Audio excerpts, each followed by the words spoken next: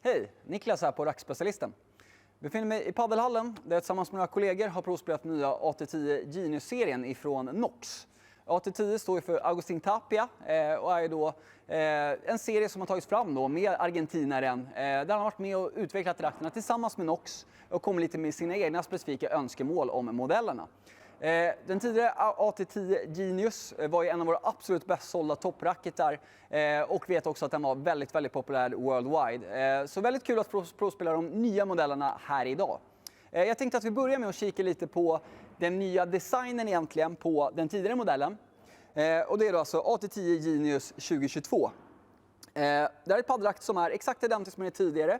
Alltså, den kommer med en droppform. Man jobbar med en medelbalans på racket och en vikt på 360-375 gram. Kikar lite på racket är uppbyggt så jobbar man med 100% kolfiber i själva ramen. Man jobbar med 12K kolfiber i själva slagytan, så ett ganska så tätt kolfibermaterial i slagytan. Och inuti så jobbar man med den lite mjukare HR3-kärnan.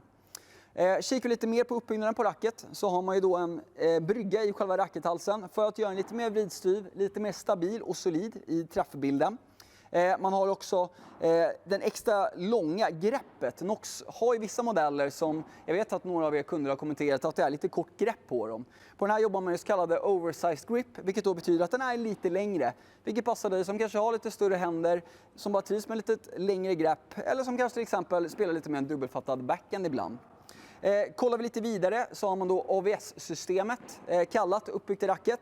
Vad det är att vi har 2 stycken gummiplattor som sitter på vardera sida av racketramen.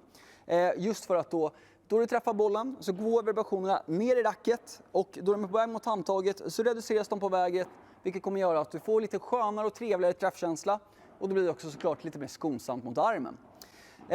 Kikar vi vidare lite på hur racket är i strukturen så har det här en sandpappersstruktur just för att få lite extra bett och grepp i bollen. Så egentligen identiskt med föregående års modell förutom en ny facelift på den och sen så har man också det nya som finns på väldigt många utav Nox nya toppracketar där man har vad ska man kalla det? Ja, men du har som en liten ögla längst ner på racket som sticker ut, en röd ögla och där kan du då själv sätta på själva handledsremmen. Vad det här gör är att den går att byta ut, vilket kan vara ett bra val till exempel om du blir lite svettig och gärna vill ha en nytt och fräsch handledsrem så går det jättebra att byta ut den mot ett annat. Det kan också vara bra om du till exempel ska låna ut ditt racket till en vän eller liknande och lite nu speciellt i coronatiden kanske tänka lite på hygienen och man kanske vill ha sitt egen handledsrem. De här levereras en till varje racket som faktiskt sitter på där de levereras. Men det går att byta ut och går att köpa separat på oss på Racketspecialisten. Så lite kul extra finish med de nya modellerna. Kollar man lite på hur AT10 Genius beter sig på banan så är det ett racket som har blivit så pass uppskattat av så många kunder just för att den vänder sig till en så otroligt bred range spelare. Den är ju droppformad och medelbalans, vilket jag tycker gör att den blir en väldigt allround-racket som är en väldigt härlig kombination av både kontroll och precision i det lite lugnare spelet. Du kommer hitta en ganska fin touch i chiquitan till exempel, men jag tycker också att den svarar väldigt fint då du väl trycker på. För att vara ett 12K kolfiberracket i slagytan så upplever jag Genius som är relativt mjuk ändå. Och jag tror att det beror mycket på den här HR3-kärnan inuti som då gör att den blir ganska mjuk i kombinationen och skapar en väldigt behaglig och skön träffkänsla. Men summa summarum, väldigt allround-racket, vänder sig till dig som är kanske inte den helt nya på paddel eftersom att vi ändå jobbar med kolfiber i slagytan. Men har kommit en liten bit, är en motionärspelare eller en på den absoluta världseliten. Om man kollar så spelade ju Tapia med det här under 2021 och Nox har också gått ut med att deras professionella spelare som spelar med racketerna, deras exemplar är exakt identiska med de som ni kunderna får leverera till er. Så ingen modifikation på deras proffsracketar utan stjärnorna spelar med exakt samma racketar som säljs till alla konsumenter. Så också en liten skön extra finish med Nox-modeller. Men jätte allround-racket passar för dig som då inte riktigt vet om du vill ha ett absolut fartvapen eller ett kontrollracket utan vill ha lite bästa av båda delarna helt enkelt. Tycker jag att AT10 Genius är ett jättetrevligt racketval. Går vi vidare lite så kommer vi till en lite mer nyhet då. Och då har vi AT10 Genius 18K kallad. Det här är ju faktiskt den som Agustin Tapia har gått över och valt att spela med som eget racketval. Han har själv kommenterat lite, vi fick lite nots och vi pratade med Nox varför. Att han vill ha ett lite styvare racket som då svarar ännu bättre i det offensiva spelet. Tapia är ju en spelare som har väldigt bra tryck och han vill då ha lite mer extra utväxling när han väl trycker på.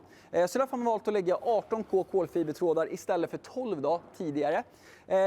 Just för att göra den lite mer extra bättre på att svara då du väl trycker på i bollen. Lite skillnad på de här upplevs då i spelet. Men jag tycker att man känner av en liten skillnad på att den här blir lite stummare. Det här gör ju att om det är bakplan och slår lite lösare, lite mer touchslag, så kommer det behöva slå igenom svingen lite mer. För den svarar inte riktigt lika bra tycker jag i det lugna spelet. Du kan slå igenom lobben lite mer i och för sig och känna då att du har lite mer kontroll. Men jag kan också tycka att jag saknar lite av den här komforten kanske som fanns i den tidigare och den nya designen AT10 Genius.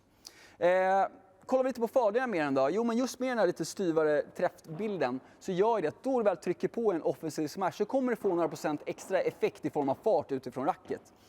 Så kort sagt, ett racket för dig som kanske vill ha lite mer fart, lite mer effekt ifrån racket och då tar att det blir något mindre sweet spot och kanske lite sämre kan jag tycka precision och komfort i racket i sin helhet.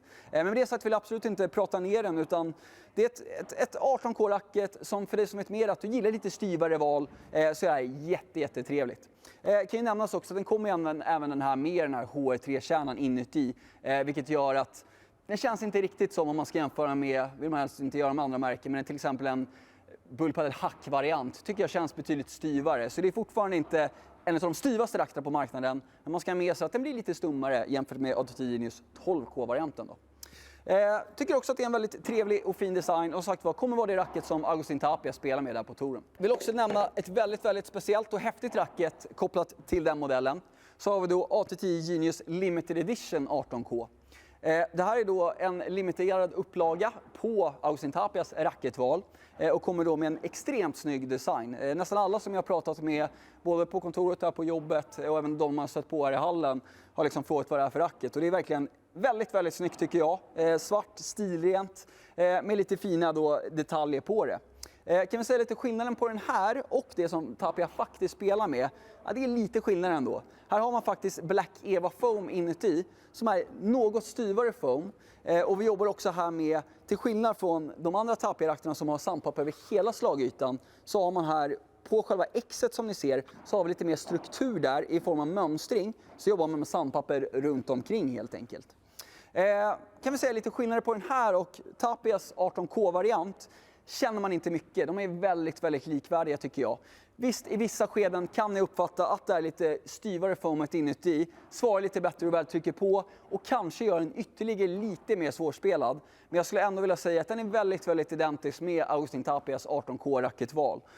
Så kan verkligen rekommenderas om du känner att du vill ha en liten väldigt snyggt racket helt enkelt som också beter sig väldigt fint på banan. Kollar vi vidare så har vi då AT10 Genius Attack. Man vill då ha ett racket i Agustin Tapias egna serie som ger lite mer fart och kraft, vilket man inte haft tidigare. Och då har han kommit med den här. Det är då ett racket som kommer med en diamantform. Man jobbar med en topptung balans på racket och en vikt på 360-375 gram. Kan tilläggas att alla modellerna ligger på en vikt mellan 360-375 gram om jag missade det tidigare. Här går man tillbaka då till den här HR3-core-kärnan, den lite mjukare kärnan. Och man jobbar med en slagyta på hela 18K, så en väldigt styv slagyta i den. Kollar man vidare lite på teknologierna så har vi ungefär liknande som vi finner på de andra med vibrationssystemet uppbyggt. Man har även här det lite längre greppet, likväl på de andra modellerna. Och strukturen är då en form av mönstring på det här racket. Så lite struktur som ska göra att du får lite extra bett i bollen, lite mer effekt i till exempel kickade smashar.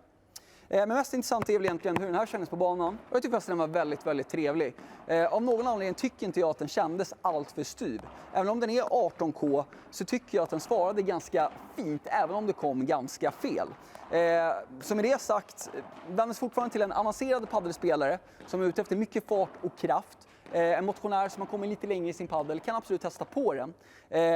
Men den är ändå relativt svårt då du väl kommer fel. Jämför bara lite med andra 18K-rakter ut på marknaden så tycker jag att den är något snällare.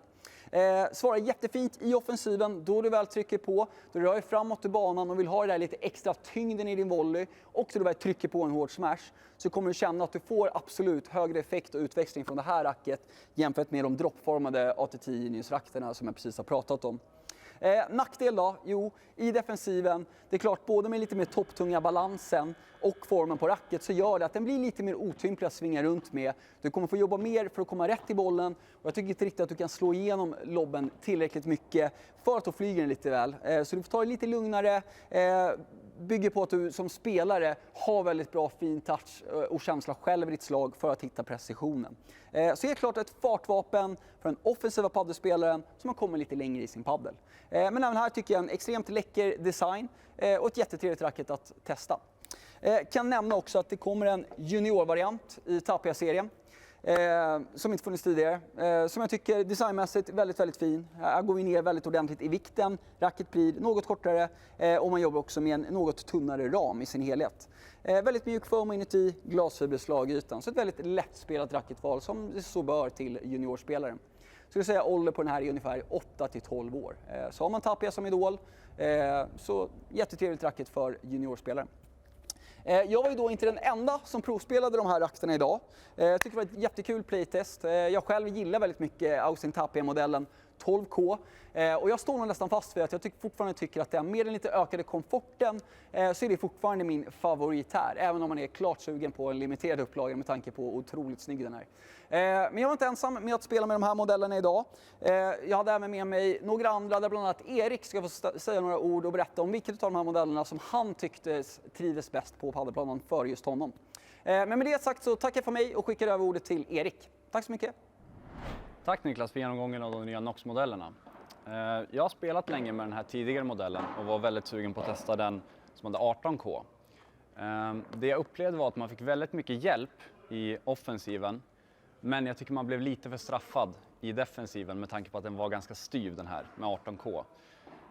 Så jag landar ändå i att jag fortsätter att spela med den här. Jag tycker den svarar väldigt bra i offensiven. Man får mycket tryck i smasharna, overheaden. Samtidigt som kärnan är ganska mjuk. Så att, samtidigt som man får hårda smashar så tycker jag ändå att det här lilla touchspelet framme vid nät gynnas väldigt mycket av den lite mjukare kärnan skulle jag säga. Jag upplever den ganska mjuk faktiskt. Så att, ett bra offensivt racket i kombination med att den har ganska skön touch helt enkelt. Alla de här modellerna finns att köpa av racketspecialisten. Så tveka inte att höra av er så guidar vi er till att få just rätt racket till dig.